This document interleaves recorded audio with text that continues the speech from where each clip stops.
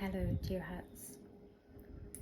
Well, it has been since the 8th century in recorded history, since we've had the opportunity to recollect and remember what is Princess Mandarava. And yeah, I strongly feel somehow intrigued by the lack of information that is available regarding the primary and principal consort of the great sage and master Padmasambhava, also from the 8th century. And I feel responsible right now to discuss a few things about this incredible queen, princess, divine one, realized and sacred, great mother goddess in the form of Mandarava, who has so many stories, true stories, that in so many ways I think just get put to the side. And even though this will be handed to you very quickly, everything that she is and has been is very vast, and it continues to be available to bless us, everything that is Princess Mandarava. So I think there is a book, and it's called The Lives and Liberations of Princess Mandarava, and I have recommended this to a few people because it was the first book I had ever bought when I arrived to India almost 20 years ago. And the first place that I went to when I was in India was one of the places that historically is meant to be her birth town. And there are debates. Some say she was from Bengal, and others say she's from Mandi in Himachal Pradesh. So the first place I went to when I arrived in India, the first time in India in this life, was indeed Mandi, and to her birthplace, to the kingdom where she's known to be from, which was the kingdom of Zaho in antiquity. And there are many places of pilgrimage there in honor to her still, and I strongly feel that it is one of her sacred places, even though, there are debates that her places are elsewhere. I wouldn't deny that as well, because she's been in so many places, considering if we look at the book, which is The Lives and Liberation of Princess Mandarava, which has a great introduction by Janet Gatso. You can see there are well and truly 37 key, true stories of what she has done and how she has awakened and encouraged the enlightened lineages to, spread far and wide and be protected and preserved, and has helped countless beings. So those true stories and treasures that were well protected and preserved, thankfully are available in English. And if we look through that, we can see that every single part of her way of benefiting and manifesting is incredibly vast. I mean, each of the true stories is a universe of its own. So bringing this to the forefront is very much about remembering that, there is something called divine union, and when it's done in its complete authenticity, so much benefit can happen. And she's a perfect example about that, because her her life wasn't limited to just her divine union and authentic union with the great sage, the great guru Padmasambhava. She was also a student and also a teacher of many others, and also as initially an Indian princess who was also a queen, and she had other teachers, and indeed taught and helped so many beings prior to the encounter between herself and the great sage Guru Rinpoche Padmasambhava. But in saying this, their union was of the utmost importance because it was able to take away so much of the conceptual degeneration that was taking place at the time and restore faith in the people's true devotion, and I guess put a lot of protection onto so many dimensions that were really calling out for help but didn't know where to find it. So they had really come at a time of great change and united to ensure that there was protection for the big degenerations and shifts that were soon to follow. So they accomplished so much together, and once again, it would be incredible if there was so much more shared and discussed about her, so that we can learn. However, I encourage all of you to really do your own research regarding Princess Mandarava, who is a completely enlightened and awakened, realized great being manifesting in the form of the sacred feminine, and completely capable of liberating us, and also exceptionally kind and giving in ways that are almost unnoticeable, because we tend to focus very much on what is titled or what has come forth with a lot of labeling. But one thing that I really praise about the great Mandarava is that even up until now, she continues to benefit and will always continue to benefit, but at the same time has somehow done so without too much talk or discussion or emphasis on just how much she has done. And if you want to see her in terms of characteristics and all the different gifts and offerings she brings as a great mother, as a liberator, and you can also look into that if you're sincerely keen on connecting with her as an emanation of this really authentic wisdom and enlightened capacity.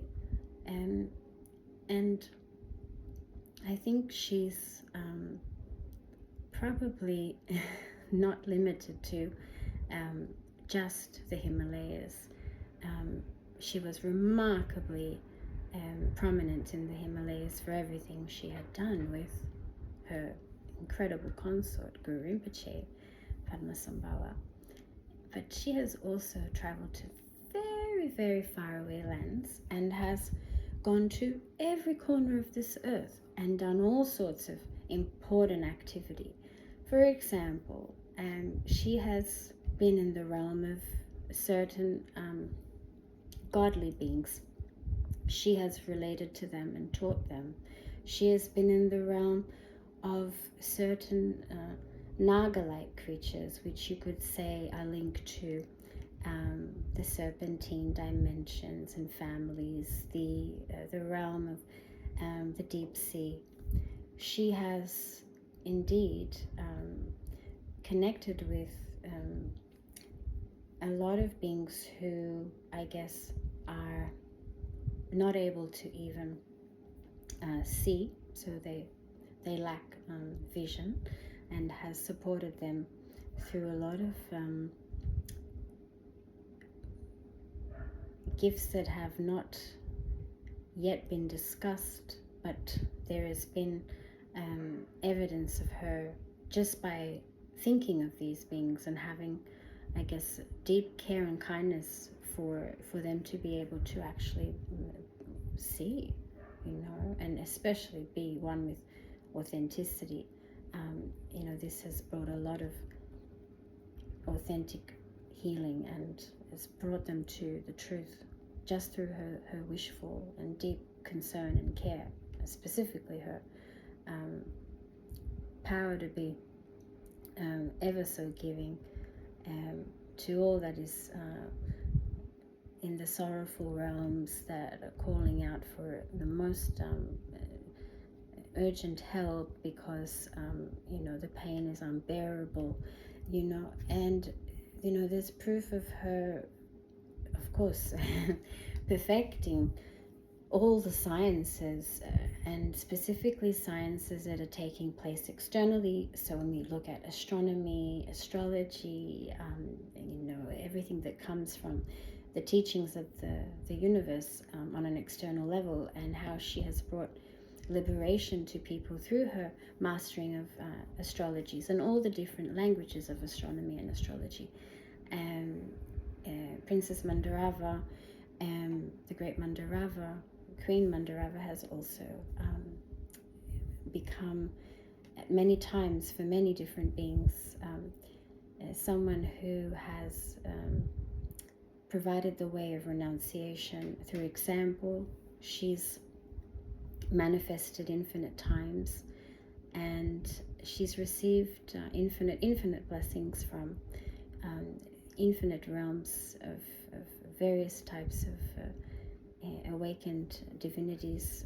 She's become over and over a giver of life, a giver of a complete and sincere life, which is immortal, which implies going beyond the cyclicness of all that is this realm, which is the chains that are binding us to the typical cyclic birth, life and death story. And she's fully accomplished, in fact, with Guru Rinpoche, the state beyond death and dying, beyond the cyclic existence. So being free of the chains that bind us, and having accomplished that with him in places like Nepal. So yes, being very renowned in the Himalayas, but also very much someone who has manifested far and wide across every corner of this globe, and continues to through wherever she would like to. I think just thinking about her, calling out to her, asking for her help, asking for her to bless us, at all times is a wonderful thing to do, because the more that we remember such great manifestations historically, she had been here from the 8th century. However, it's not the conception point, it's just a historical reference, but her presence has come from a very primordial, beyond everything we can fabricate. She has very much,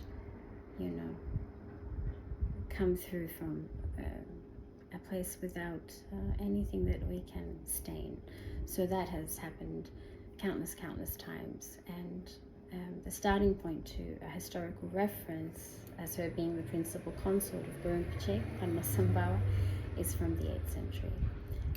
But she has indeed been a servant to serving and helping all this universe to return to their authentic state, and has done so in miraculous ways in various countries, has taught, even in places like Pakistan, Afghanistan, and we go further west, further south, and you can look at this whole globe, and she has indeed come and will continue to.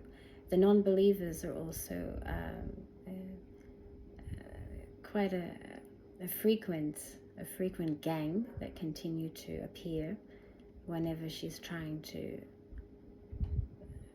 I guess, raise the torch of clarity. And those non-believers, she has and will continue to perform a lot of prophetic support to ensure that they remember the urgency of surrendering to divinity, and above all to something that is within us, that is selfless, that hasn't got anything to do with the weight of the I and the self that likes to interfere with truth as it is given. So one very interesting, I guess, fragment of the grand world and universe, which is Mandarava, is that she had been exiled from her own community. You know, it was her birthright. Imagine being birthed in a community that you were literally in the lap of your most happiest home, and you had been put into exile from that because of the ill will of the peoples, the envy, because she had so much grandness and capacity, instead of people giving in to her ability to really truly help, and through their jealousy and envy and, I guess, the wrong information being spread, she was put into exile. And that was a very difficult betrayal to overcome. And there's a whole chapter on that. It's quite elaborate. And even in her most authentic union with Guru Rinpoche, with Padmasambhava, when they were just wanting really to be together to serve and help this whole universe, everyone went against them. And history, in some treasure texts that have been discovered, states that entire story took place also in Mandi, in Rawalsa, in Sopema in Himachal Pradesh, and what they had to do, what they had to miraculously offer the peoples of the time, the beings of the time, to then prove the authenticity of their union. You know, she was not one to submit herself to anyone.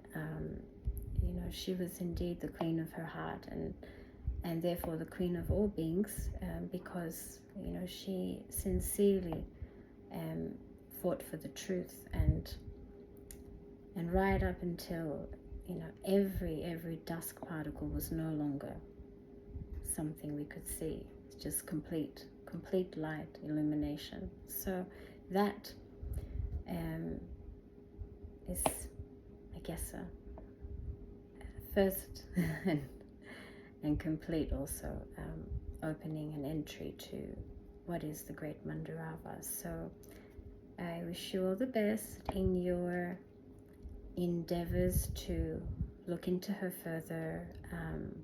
Even though there isn't that much out there, I do recommend this book, The Lives and Liberations of Princess Mandarava. And her prayers are so wonderful, you know. There are various prayers in homage to her, thankfully, and those can be found, and there are free resources. But we can also write our own, you know, which I find also incredible. Just writing our own. If you're inspired by this, you can write your own prayer to her, and see how that resurrects the most wonderful things within you. So